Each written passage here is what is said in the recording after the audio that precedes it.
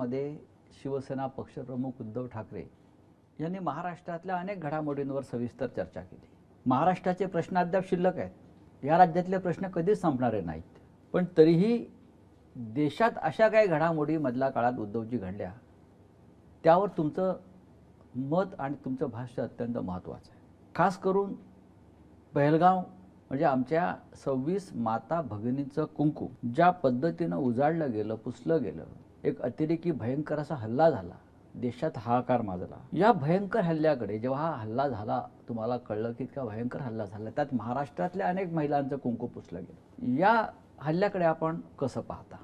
मुळामध्ये हा हल्ला होऊ कसा शकला ह्याचं कारण असं की काश्मीरमध्ये आता परिस्थिती पूर्ववत झालेली आहे असं सातत्याने सांगण्यात येत होतं आणि ती व्हायलाच पाहिजे, कारण काश्मीर हा आपल्या देशाचा एक अविभाज्य भाग आहे।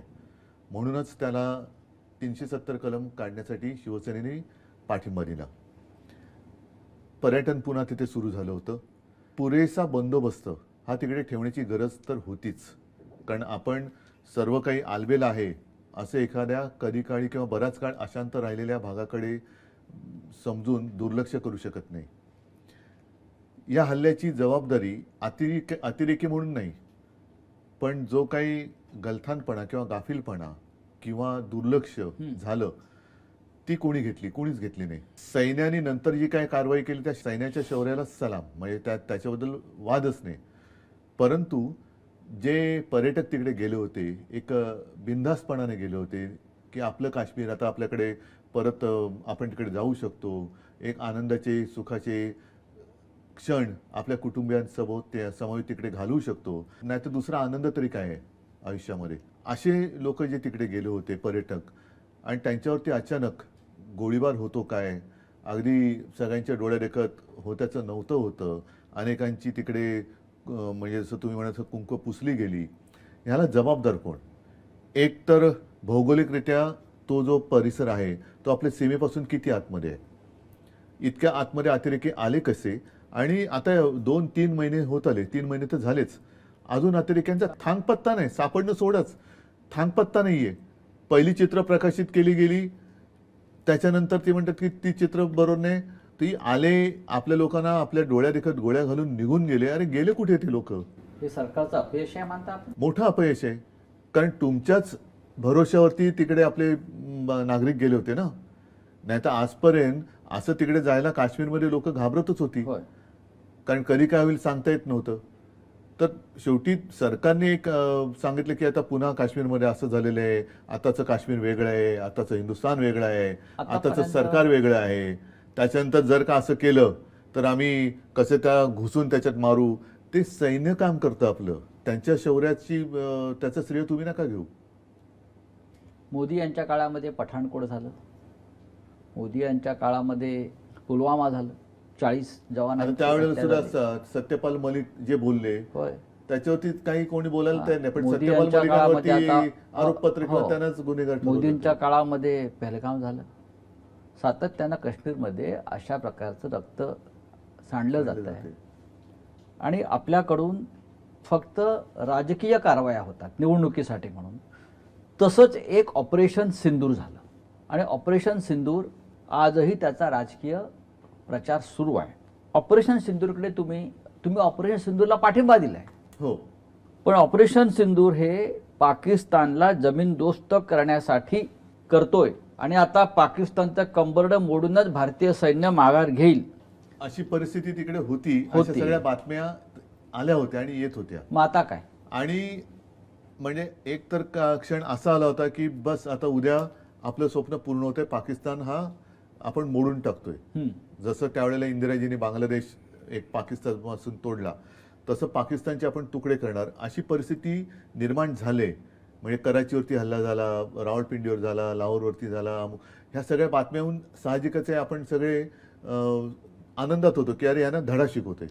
असं मग नेमकं काय घडलंय ते गुलदस्त्यात आहे की सैन्याचे पाय तुम्ही का ओढलेत? सैन्य तर पराक्रमाची शर्थ करून घुसलं होतं आणि आजही आपले सैन्य हे भीमपराक्रमी आहे। मग त्यांच्या क्षमतेबद्दल कोणाच्या स्वप्नात सुद्धा शंका येणार नाही।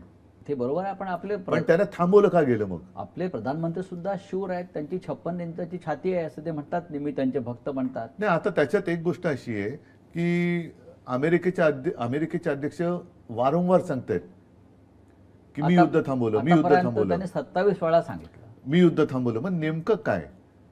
आणि त्यांनी जर सांगितलं असेल तर आतापर्यंत म्हणजे आपले आत्ताचे पंतप्रधान आणि आत्ताचे अमेरिकेचे अध्यक्ष यांच्या अगदी ट्रम्प म्हणाल तसं हजारो वर्ष नाही, पण गेले अनेक वर्षापासून हा प्रश्न धुमसतोय. काश्मीरचा धुमसतोय, पाकिस्तानचा धुमसतोय. पाकिस्तान आपल्याकडे अतिरेकी पाठवत आहेत. त्यांनी पेलगाममध्ये हल्ला करवला, तरी देखील आता तुम्ही त्यांच्याबरोबर पुन्हा खेळ खेळणारा ते झाला. म्हणजे इकडे लोकांच्या जीवाशी खेळवतोय, सैनिकांच्या जीवाशी खेळवतोय, आणि तुम्ही मात्र तुमची ती काय डिप्लोमसी वगैरे करताय तिकडे खेळ करून खेळताय. म्हणजे नेमकं तुमचं काय? दुबईत जाऊन तुम्ही पाकिस्तानबरोबरचे क्रिकेट मॅच एन्जॉय करतायत तुमची मुलं. इकडे जवान मरतायत, तिकडे शेतकऱ्यांची मुलं जवान बनून जात आहेत, किंवा जे आपले नागरिक आहेत ते तिकडे त्यांचीच मुलं ती जात आहेत. आपल्याच समाजातली मुलं आहेत ती, त्यांच्या जीवाशी खेळ येतोय, आणि तिकडे मस्तपैकी दुबईत जाऊन क्रिकेट मॅच तिकडे एन्जॉय करतात. आपण एक पाहिलं असेल की ऑपरेशन सिंदूर हे प्रेसिडेंट ट्रम्पच्या दबावानं मागे घेण्यात आलं. याचा अर्थ भारत आंतरराष्ट्रीय स्तरावर कमजोर पडतोय. दुसरं त्याचा अर्थ कसा होतो, काय होतो? कारण एका स्वतंत्र भारताला, ज्याचे 140 कोटी लोकसंख्या आहे, इतका महान देश, मोठा देश, तिथे एका दुसऱ्या देशाचा राष्ट्रपती आपल्यावर दबाव आणून दहशतवादाविरुद्धची लढाई थांबवायला सांगतो. आणि ते सरळ सांगतात की व्यापारासाठी. आणि हा व्यापार कोणासाठी आहे? म्हणजे कोणाचा व्यापार करताय, कसला व्यापार करताय? देशाच्या प्रतिष्ठेपुढे व्यापार महत्वाचा आहे असं आपल्याला असं यांना वाटतंय, ह्या सत्ताधाऱ्यांना. पण त्यांनी निवडणुकीचा व्यापार केलेला आहे, सत्तेचा व्यापार केलेला आहे, आता देशाचाही व्यापार करतायत. म्हणजे किंवा व्यापारासमोर यांना देश गौण वाटतोय. या नेतृत्वाला तुम्ही काय म्हणाल? या कचकाऊ आहे. म्हणून मी तुम्हाला काय म्हटलं, मध्ये आता शिवसेनेचा वर्धापन दिन झाला, त्या दिवशी मी जे बोललो की आज भाजपला पंतप्रधान आहे, भाजपला गृहमंत्री आहे, भाजपला संरक्षण मंत्री आहे, पण देशाला पंतप्रधान नाहीये, देशाला गृहमंत्री नाहीये, देशाला संरक्षण मंत्री नाहीये. पण आता प्रधानमंत्री बदलायचं चाललेलं आहे. आता त्यांच्यावरती मोदींना 75 वर्ष पूर्ण होत आहेत. 75ची शाल भागवतजींनी घातलेली आहे. हो, कारण त्यांनी एक नियम केलेला आहे त्यांच्या पक्षामध्ये की ज्याला 75 वर्ष झाले त्यांना कोणत्याही सत्तेच्या पदावर राहण्याचा अधिकार नाही. मग ते मुरली मनोहर जोशी असतील किंवा जसवंत सिंग होते, बोले तैसा चाले आहे, अडवाणी होते, वाकडी यांची पावले, हे कळेल आता. कारण मोहनराव भागवत हे त्या सगळ्यांचे प्रमुख आहेत या सगळ्या भाजप. ते पण 75 वर्षाचे ते स्वतः निवृत्त होण्याच्या विचारामध्ये आहेत. त्यांनी स्वतःच सांगितलं आहे. अशा वेळेला पंतप्रधान मोदींनी त्यांचा जो शब्द आहे 75 वर्षांनंतर निवृत्त होण्याचा, तो ते पाळतील असं वाटतं का? म्हणून मी म्हटलं ना, बोले तैसा चाले, त्याची वंदावी पावले का वाकडी पडती पावले हे आता कळेल. मग मोदी आणि कदाचित ते निवृत्ती जाहीर करतील. बरं, पण मग परत तुमचं मी मन कसं मोडणार? हो, म्हणजे जसा पंडित नेहरूंनंतर एक प्रश्न होता, आफ्टर नेहरू हू, किंवा आफ्टर इंदिरा हू, तसा आफ्टर मोदी हू. तो त्यांचा प्रश्न विषय, देश आहे. हो, पण त्याने तो अंतर्गत विषय केला, देश आहे. त्याच्यामुळे त्यांनी तो विचार कदाचित तो सुरूही झाला असेल, किंवा त्याचं उत्तरही त्यांनी काढलं असेल. जेव्हा त्यांच्याकडे उत्तर असेल तेव्हाच मला वाटतं मोहनजी बोलले असतील. ते बिना उत्तराचं नाही बोलणार. असू शकेल. पण शिवसेना पक्षप्रमुख म्हणून तुमच्या समोर असं काय व्हिजन आहे का की आफ्टर मोदी? बघा, मला काय वाटतं की ठीक आहे, शेवटी आपली जी लोकशाही आहे त्या लोकशाहीच्या माध्यमातून जो पक्ष जिंकतो, ज्याच्याकडे बहुमत असतं, त्याचा नेता हा पंतप्रधान किंवा मुख्यमंत्री बनतो. ही लोकशाही आहे. आणि तो एकदा पंतप्रधान झाल्यानंतर किंवा मुख्यमंत्री झाल्यानंतर तो त्या पक्षाचा राहता कामा नये, तो देशाचा आणि राज्याचा पंतप्रधान आणि मुख्यमंत्री झाला पाहिजे. आपल्याकडे ही पद्धत अर्धी आहे की बहुमत मिळाल्यानंतर तो नेता पंतप्रधान किंवा मुख्यमंत्री होतो, पण तो मुख्यमंत्री किंवा पंतप्रधान झाल्यावर तो त्या पक्षापुरता मर्यादित राहतो. हे गैर आहे. तुम्ही देशाचे पालक आहात, तुम्ही राज्याचे पालक आहात, तुम्ही त्या संविधानाची शपथ घेतल्यानंतर सर्वांशी समानतेने वागेन ही शपथ आहे. मी पण मुख्यमंत्री म्हणून घेतली आहे आणि मला असं वाटतं मी तसा वागण्याचा प्रयत्न केला. वागलो की नाही तुम्ही सांगायचं. पण कोणतेही माझ्या पक्षाचा मी प्रचार करायचा असेल तर त्या आत्ताच्या प्रथेप्रमाणे मी पण केला असेल. पण आपण हे कुठेतरी ह्या पायंडा तोडला पाहिजे. जसं लोकसभा अध्यक्ष किंवा विधानसभा अध्यक्ष, कारण मनोहर जोशी जेव्हा लोकसभेचे अध्यक्ष होते ते पक्षाच्या कार्यक्रमाला येत नव्हते, हं. आणि मला असं वाटतं दत्ताजी नलावडे सुद्धा, जर मी बरोबर आठवत असेल तर ते पक्षाच्या कार्यक्रमाला तसे येऊन भाषणं करत. हां, पक्षाकडनं काही प्रशिक्षण शिबिर ठेवलं तर ते यायचे, की लोकप्रतिनिधींनी कसं बोलायला पाहिजे, कायदे कानून कसे असतात, सभागृहात कसं वागलं पाहिजे. परंतु मनोहर जोशी पक्षाच्या जाहीर सभा असेल, ते लोकसभा अध्यक्ष झाल्यावर इथे येत नव्हते. पण हे पथ्य मुख्यमंत्री आपण असताना पाळलं. असतील, पण हे पथ्य कोणीतरी सुरू केलं पाहिजे. आपण पाळलंय, पण आताचे राज्यकर्ते पाळायला तयार नाहीत. नाही, आता तर सरळ एकतर्फी सगळं चाललेलं आहे. हो. अजूनही डिस्क्वालिफिकेशनचे जे विषय आहेत ते कशा पद्धतीने हाताळले जातात बघा. म्हणजे ते शेड्यूल 10 वगैरे जे आहे त्याचं कसं वातात लावलेली आहे. उद्धव साहेब, या सगळ्या हा जो तुम्ही विचार मांडतात, आज देशाची सर्व बाजूने लुटमार सुरू आहे. आपण रोज जर पाहिलं असेल, बँका लुटल्या जात आहेत, सार्वजनिक उपक्रम लुटले जात आहेत, देशाच्या जमिनी, जंगल तोडली जात आहेत. सोडली, म्हणजे ते लुटमारच त्याच्या आहे. विरुद्ध आवाज उठवला तर आता जनसुरक्षेच्या खाली अशा तुम्हाला प्रकारचे अटक कायदे आहे. आहेत. म्हणजे जंगल तोड व्हावी किंवा जर का आमच्या मित्राला जमिनी आमच्या म्हणजे त्यांच्या मित्राला जमिनी देण्याच्या आड जर तुम्ही आलात तर तुम्ही तुरुंगात जाल, कारण तुम्ही जनसुरक्षा धोक्यात आणलेली आहे. छत्तीसगड आणि झारखंडच्या जंगलामध्ये अशा तऱ्हेने उद्योगपती घुसलेले आहेत. का गडचिरोलीमध्ये घुसले, गडचिरोलीमध्ये घुसले आहेत. खाणी आहेत. मला कोणी सांगितलं काश्मीरमध्ये पण घुसलेत. 100% आहेत. तर उद्धव साहेब, हे जे देशावर दरोडे पडतायत, त्याच प्रकारचा दरोडा आपल्या मुंबईवर सुद्धा पडतो आहे. आणि तुम्ही ज्यांचा मगाशी उल्लेख केलात, त्या लाडक्या उद्योगपतींच्या माध्यमातून तुम्ही याकडे कसं पाहता? मुंबईकरांनी एकवटून याचा विरोध केला पाहिजे. हां, ह्याचं कारण ही मी म्हटलं तसं एकाधिकारशाही.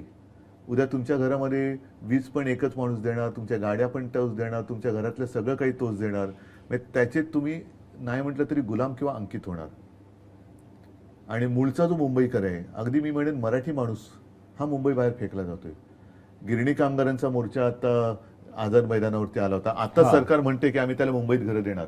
माझं तर म्हणणं आहे की धारावीमध्ये गिरणी कामगारांना का घरं देत नाही? कुर्ला मदर डेअरीची जी जागा आहे, जी ह्या धारावीच्या पुनर्विकासासाठी दिली गेलेली आहे, जिची गरज नाहीये, तिकडे गिरणी कामगारांना घरं का नाही देत? गिरण्यांच्या जमिनी होत्या त्याच्यात स्पष्ट तेव्हा नमूद केलेलं होतं, गिरण्यांच्या वापराखेरीज त्याचा अन्यत्र वापर किंवा अन्य कारणासाठी होणार नाही. पण ते चेंज ऑफ युजर करून त्याच्यात पुन्हा वन थर्ड केलं गेलं. 1/3 मध्ये गिरणी कामगारांना घरं वगैरे देण्याचं तेव्हा ठरवलं गेलं होतं, पण ते आता सगळं गेलं. तिकडे मोठे टॉवर्स उभे राहिले, मॉल उभे राहिले आणि गिरणी कामगार हा देशोधडीला लागला. आधी गिरणी कामगार फसला किंवा फसवला गेला. आणि आता या मुंबईतला उरला सुरला मराठी माणूस फसवला जातो. हो. आणि हे सगळं गौतम अडाणी या एका उद्योगपतीसाठी कायदे बदलले जात आहेत, नियम बदलले जात आहेत, सर्व काही बदललं जात आहे. सुरुवात होते आहे. नाही, मला एक सांगा ना, अदानीना धारावीसाठी फुकटात तुम्ही जमीन देताय. कुर्ला मदर डेअरी दिली, धारावीवरच देवनारचं डम्पिंग ग्राउंड दिलं, कांजूर मार्ग ती जी काय मिठागराची जमीन आहे. धारावी हा आता नाही. मुंबई महाराष्ट्रातला नव्हे तर देशातला भ्रष्टाचाराचा आणि ज्याला तुम्ही जमीन घोटाळा, मोठा लँड स्कॅम, आंतरराष्ट्रीय स्तरावरचा हा लँड स्कॅम या धारावी पुनर्वसन प्रकल्पातून सुरू होतो आहे. धारावीचा भूखंड त्यांना पुनर्वसनासाठी दिला. या आधी राज्यामध्ये पुनर्वसन प्रकल्प झालेले आहेत. हा नवीन नाही आहे. धारावी तुम्ही अडाणीला दिल्यावरती त्या सबबीखाली धारावीसाठी किंवा अडाणीसाठी जो सवलतींचा वर्षाव सुरू आहे सर्व स्तरावर, आणि तो त्यांच्यावरती भूखंडांची मेहरबानी मुंबईतली दिली जाते, हे यापूर्वी कधी झालं नव्हते. का होत आहे? ह्यांची मित्र आहेत म्हणून ना. हां, म्हणूनच मी जी मगाशी सांगत होतो की धारावीसाठी जसे हे भूखंड तुम्ही यांच्या घशात फुकट घातलेत, हां, तसं तुम्ही माझ्या गिरणी कामगारांना का नाही देत? फुकट एखादं भूखंड द्या ना तुम्ही, का नाही? तुमचे कोणीच लागत नाही गिरणी कामगारांची तुम्ही कोणीच लागत नाही. ज्यांनी मुंबई मिळवून दिली, संयुक्त महाराष्ट्रामध्ये लढ्यासाठी रस्त्यावरती उतरून रक्त सांडून मुंबई मिळवून दिली, त्यांनाच मुंबईमध्ये स्थान न देता हे कुठले आले? त्यांच्यासाठी तुम्ही मुंबई, म्हणजे पूर्वी असं म्हणतात की त्या इंग्रज ह्याला त्या कोणाला तरी ती आंदण दिली होती मुंबई, पोर्तुगीज का इंग्रज कोण होते त्यांना, तसे तुम्ही यांना अदानींना आंदण देताय. काय संबंध आहे? म्हणजे सगळं काही तुम्ही त्यांना देताय. देवनाचं डम्पिंग ग्राउंड, म्हणजे हा तर कहर झाला. आता त्या डम्पिंग ग्राउंडवरचा कचरा जो आहे तो महापालिका किती 2700 का काहीतरी कोटीचं त्यांचं टेंडर आहे. आता जी काय माहिती मिळते की तो कचरा साफ करण्याचा टॅक्स नागरिकांवरती लावणार. भूखंड अदानीला देणार. एवढंच नाही तर मला आणखीन पुढचं जे कळलं ते खरं असेल तर आणखीन भयानक आहे, ती काम साफसफाई करणारी कंपनी सुद्धा अदानीची. म्हणजे हा देश अडाणी चालवत आहेत अदानी चालवतात किंवा अडाणी चालवतात. की मुंबईसारख्या शहराचा सातबारा ना म्हणून अडाणीच्या तर यांनी नावावर झाला? शिवसेना तोडली ना. आता तुमच्या लक्षात येईल की शिवसेना जी मुंबईसाठी कुठे तडजोड करणं शक्य नाहीच आहे, ती शिवसेना तुम्ही तोडायचा आणि चोरण्याचा आणि संपवण्याचा प्रयत्न एवढ्यासाठी केला.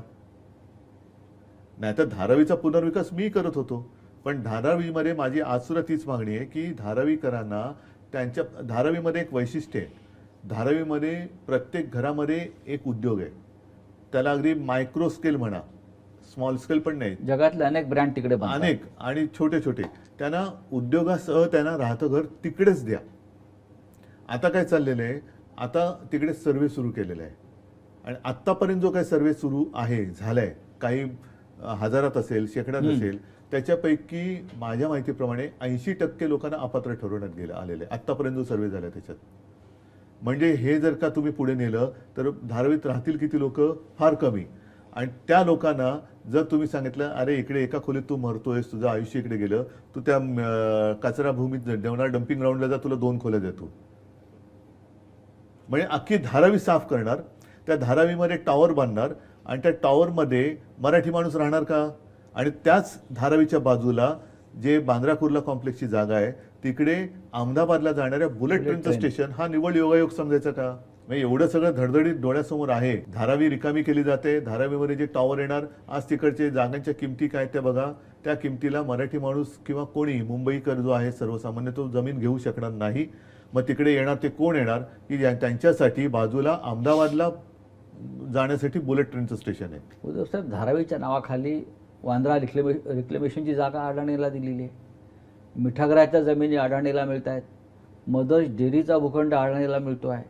त्यानंतर कांजूर आणि मुलुंडच्या ती बांद्रा रेक्लेमेशनची तिथली जी जागा आहे हा तिकडे काय नाही धारावीकरांना हलवा. तुम्ही देवनार डम्पिंग ग्राउंडला हलवण्यापेक्षा तुम्ही धारावीकरांना ती माहीम कॉलेजच्या इथली ना वांद्रा ती जागा द्या आणि तुमचे टॉवर देवनार डम्पिंग ग्राउंडवर बांधा. देसरच्या टोल नाक्याच्या जमिनी अडाणीला मिळतात. कांजूरची दिले. आपण काय देणार आहोत? ही मुंबई पहिल्या प्रथम मिठागराचा उपयोग केला जातोय.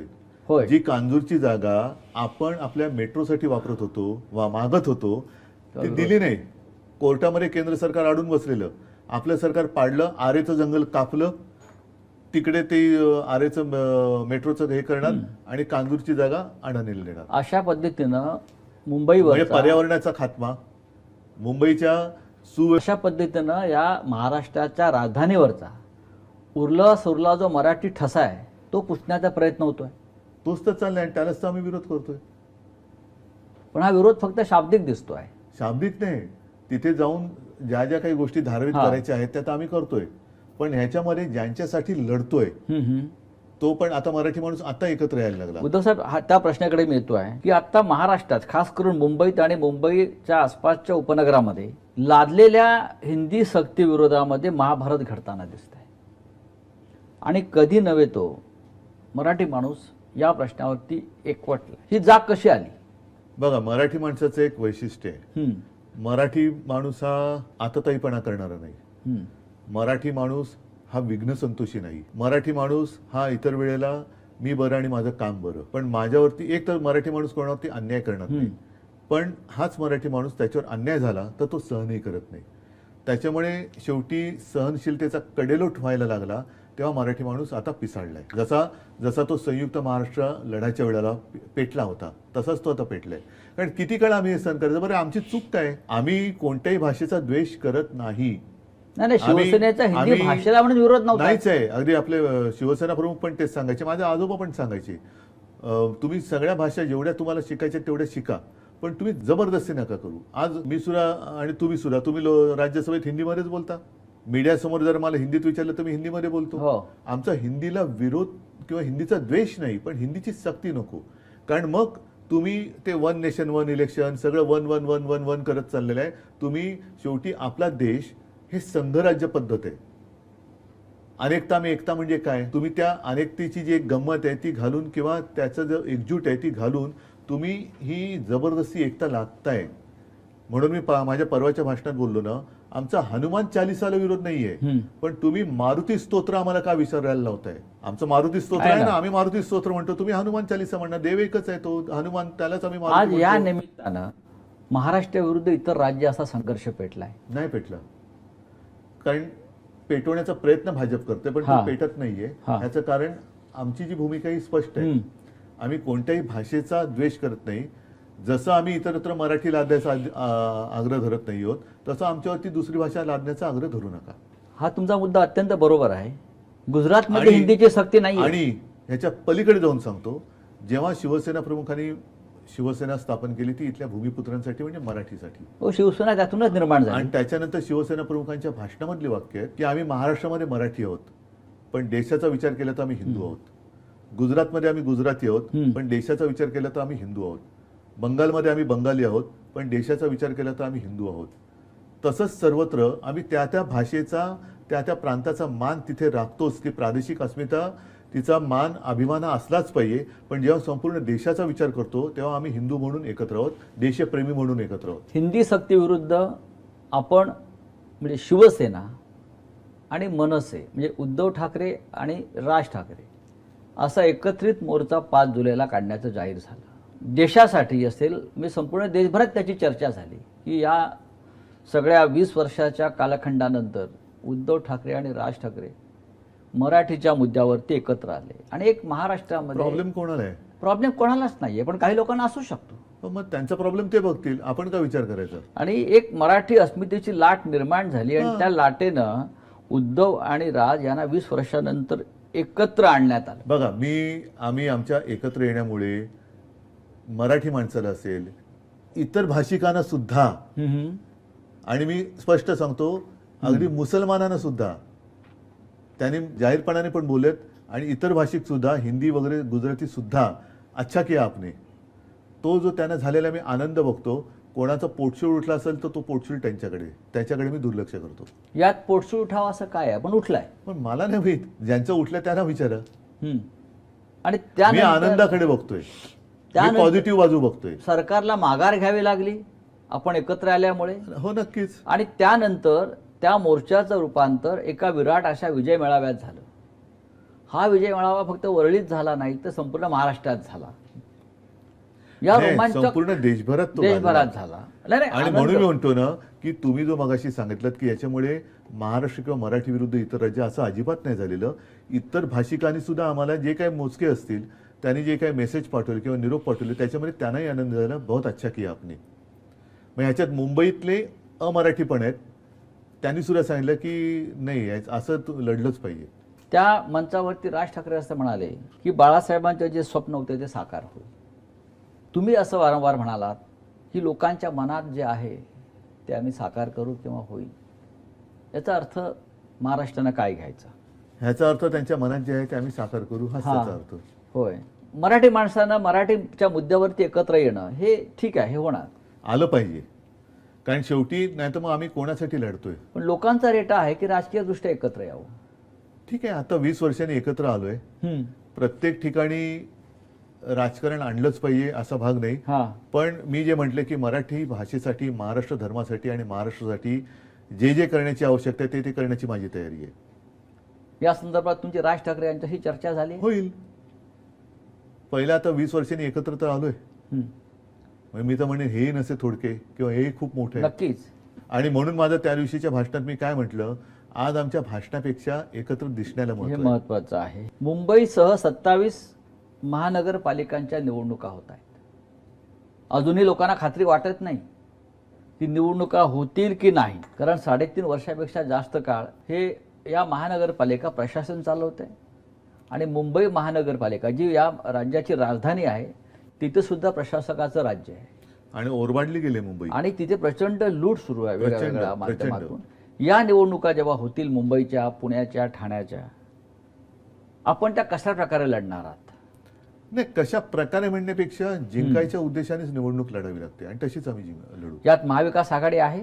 आता हा ज्याचा त्याचा प्रश्न आहे. कारण मध्यंतरी म्हणजे काँग्रेसशी बोलणं झालं, त्यांचं म्हणणं आहे की कदाचित ते त्यांच्या स्थानिक पातळीवरती सोडतील. ठीक आहे, तसं असेल तर तसं करू. नाही, पण जर ही चर्चा सुरू आहे की आपण म्हणजे शिवसेना आणि मनसे किंवा उद्धव ठाकरे आणि राज ठाकरे एकत्र येऊन भविष्यात राजकीय निर्णय त्यांनी घेतला मी परत सांगतो, कोणाला अडचण आहे? तर मवियाचं काय होणार हा एक प्रश्न त्याच्यामध्ये निर्माण होतो. किंवा इंडिया ब्लॉक आहे, इंडिया ब्लॉक हा राष्ट्रीय स्तरावर आहे. मवियाच्या संदर्भात काही प्रश्नचिन्ह निर्माण होतात, पण मुंबई हा एक स्वतंत्र विषय आहे, ठाणे स्वतंत्र विषय आहे. नाही बघा, मी मुंबई महाराष्ट्रापासून राजकीय दृष्ट्या देखील कदापि वेगळी समजणार नाही. कारण मुंबई ही शेवटी महाराष्ट्राची राजधानी आहे, शेवटी म्हणजे होय. पहिलीच महाराष्ट्राची राजधानी आहे. त्याच्यामुळे हा. तुम्ही मुंबईचा वेगळा विचार आणि महाराष्ट्राचा वेगळा विचार करून चालणार नाही. राज्य म्हणून प्रत्येक महापालिका ज्या आहेत त्यांची स्वायत्तता आहे आणि त्या तिथलं युनिट शिवसेनेचं पण आहे, प्रत्येक पक्षाचं आहे. त्यांना जो योग्य वाटत असेल राजकीय दृष्ट्या तो तसं करायचं असेल तर तसं करू. लढायचं तर नक्कीच आहे, हम्म. लढणार तर नक्कीच आहोत. आणि महाराष्ट्र, मराठी, महाराष्ट्र धर्म आणि त्याच्यात परत सांगतो, ह्याचा अर्थ कोणत्या राज्याचा किंवा भाषेचा द्वेष हा नाही. आता मुंबईमध्ये सुद्धा अनेक भाषिक राहतात. मी मुख्यमंत्री असताना मी काय कोरोनामध्ये त्यांना वेगळं वागवलं होतं? नाही. मी हिंदुत्ववादी आहेच, पण म्हणून मी काय मुसलमानांना वेगळं वागवलं होतं? सावत्र वागणूक दिली होती? तर मुंबई महापालिका म्हणून जेव्हा आम्ही कारभार केला तेव्हा पाणी सुद्धा आम्ही सगळ्यांच्या घरात दिलं. प्रदीर्घ काळ मुंबई महानगरपालिका ही शिवसेनेच्या ताब्यात आहे किंवा शिवसेनेचा किंवा मराठी माणसाचा भगवा झेंडा त्या महापालिकेवर फडकलेला आहे. तो तसाच फडकणार, परत एकदा आणि फडकणार. आता ज्या प्रकारची कोंडी केली जाते किंवा ज्या प्रकारचं राजकारण केलं जात आहे केविलवाणा की प्रयत्न आहे. मराठी माणसाच्या हातामध्ये मुंबई राहू नये, हा त्यांचा केविलवाणा प्रयत्न आहे. आणि म्हणून ते हे मध्ये मध्ये ज्यांना काही किंमत नाहीये अशा लोकांकडनं आम्हाला म्हणजे मराठी माणसाला आणि इतर भाषिकांना पेटवण्यासाठी आव्हानाची भाषा करतात, ज्याचा काही काडीचा काही फरकच पडत नाही. आणि इथले जे मराठी आणि अमराठी भाषिक आहेत ते सगळे गुण्यागोविंदांना आणतात. अगदी रक्तदान शिबिर जरी शिवसेना करते तर ते रक्त आम्ही काय कोणत्या भाषिकाला द्यायचं म्हणून देत नाही, ते रुग्णाला जातं. जसं मी म्हटलं की कोरोनामध्ये सगळ्या देशाने, सुप्रीम कोर्टाने, अगदी न्यूयॉर्कमध्ये वगैरे सुद्धा आपल्या राज्याच्या कामाचं कौतुक झालं. ती कुठे मी भाषिकवाद केला होता? कुठे मी धार्मिकवाद केला होता? त्याच्यामुळे इकडे जे सगळे गुण्यागोविंदाने नांदतायत ते बघवत नाही, कारण ते जोपर्यंत एकत्र आहेत तोपर्यंत आपलं तिकडे काही चालणार नाही. म्हणून आता हा अत्यंत घृणास्पद वाद लावण्याचा केविलवाणा प्रयत्न चालू आहे. मी तुम्हाला एक थेट प्रश्न विचारतो की या सगळ्या घडामोडीमध्ये मुंबईच्या मराठी माणसाच्या लढ्याच्या संदर्भात आणि येणाऱ्या महापालिकेसंदर्भात सुद्धा राज ठाकरे यांच्याशी तुमची थेट चर्चा होणार आहे का? पण माझं तेच म्हणणं आहे की थेट चर्चा केली हा, काय अडचण काय कोणाला? काहीच अडचण नाही. हा प्रश्न विचारला जातो. हो, पण मी आत्ता फोन उचलून त्याला फोन करू शकतो, तो मला करू शकतो, आम्ही आत्ता भेटू शकतो. काय अडचण काय? अडचण काय? म्हणजे बाकीची लोक एकमेकाला चोरून मारून भेटतात, आम्ही चोरून मारून भेटणाऱ्यातले नाहीयेत. मगाशी जो तुम्ही मुलाखतीच्या सुरुवातीला बोललो ना की ठाकरे ब्रँड, आम्ही चोरून मारून काय करत नाही, भेटायचं तर उघड भेटू. काय अडचण काय कोणाला? आणि आम्हाला तरी महाराष्ट्राच्या प्रश्नासंदर्भात कधी मुख्यमंत्री फडणवीस यांच्याशी चर्चा होते का? नाही झालेली आता तरी. एकदा सुरुवातीला जाऊन त्यांना मी जो काय गुच्छ दिला होता त्याचंही फार मोठं पण राजकारण ते मी एक झालं. ठीक आहे courtesy. मी सौजन्य. दिला. शेवटी आहे आता मुख्यमंत्री, मानू या ना मानू, आहातच, तुमच्याकडनं चांगलं व्हावं ही अपेक्षा आज सुद्धा आहे माझी. महाराष्ट्राच्या भविष्याकडे आपण कशा आणि पद्धतीनं उलट पाहतो? माझं तर म्हणणं आहे की आत्ता ज्या काही सगळ्या त्यांच्या सहकार्य मंत्र्यांच्या भानगडी, लफडी, कुलंगडी बाहेर येत आहेत ती त्यांनी मोडीत काढली पाहिजेत. हे मी त्यांना आमचे कधी काळीचे राजकीय मित्र म्हणून सांगतोय. त्यांनी हे माझं मत, हा टोमणा नाही, हा सल्ला आहे. हा टोमणा नाहीये, हे त्यांनी आधी स्पष्ट करतो, हा सल्ला आहे की त्यांनी मोडून काढलं पाहिजे. जर ते नीती वगैरे सगळ्या गोष्टी पाळत असतील तर हे जे काय आजूबाजूला चाललेलं आहे अगदी त्यांच्या प्रतिमेला तडा देणार हे काम आहे. म्हणजे काल सुराजी बॅग तुम्हीच दाखवली, होय. त्याच्यानंतर ते धक्काबुक्की चाललेली आहे. कुठे जमिनी लाटल्या जात आहेत, कुठे इनाम म्हणून जमीन दिली जाते, कुठे 3,000 कोटीची चोरी सुप्रीम कोर्ट पकडून देते. हे सगळे जे काय चाललेलं आहे ह्याचे प्रमुख म्हणून शेवटी बदनाम देवेंद्र फडणवीस होत आहेत. होते नेते आहेत. म्हणूनच त्यांच्या आधिपत्याखाली हे भ्रष्टाचार, म्हणजे आपण जे म्हणतो ना दिव्याखाली अंधार, तसा हा प्रकार आहे का? आज महाराष्ट्राच्या अनेक क्षेत्रात पिछेहाट होताना दिसते. महाराष्ट्राला भविष्य आहे का? भविष्य नक्कीच आहे. असं काही खचून कसं चालेल? फक्त महाराष्ट्र जो मी म्हणेन लोकसभेच्या वेळेला जागा झाला होता तसा तो परत जागा झाला पाहिजे.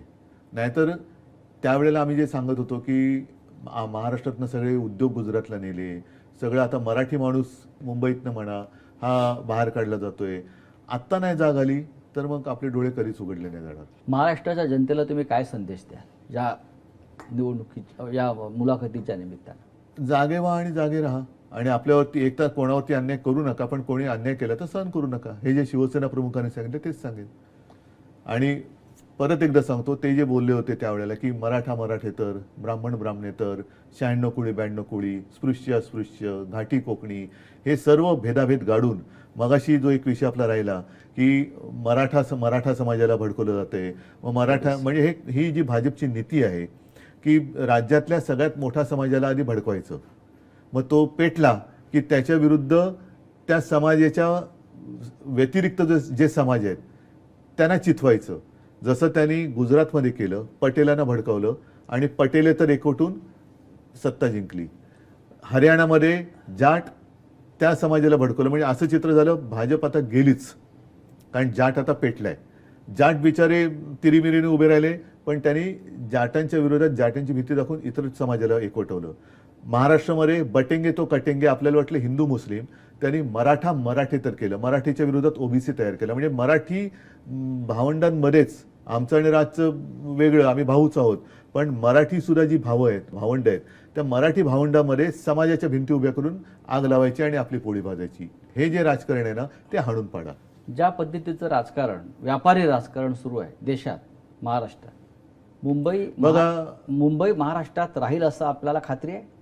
कोणाची माय व्हायले बघू ना, कोणाची माय व्हायले मुंबई महाराष्ट्रापासून तोडायची बघू आपण. उद्धवजी, आपण अत्यंत परखडपणे आपली मतं मांडलीत मुंबई महाराष्ट्र राष्ट्रीय प्रश्नावरती, आणि मला खात्री आहे की या मुलाखतीतून महाराष्ट्राच्या जनतेला, देशाला जो संदेश द्यायचा आहे तो आपण दिलेला आहे. धन्यवाद. आता हा शेवट करताना सुद्धा जे शिवसेना प्रमुखांनी सांगितले ते सुद्धा फार महत्वाचं आहे. जय हिंद. जय लोकशाही मराठी. ऐका, पहा, जागरूक रहा.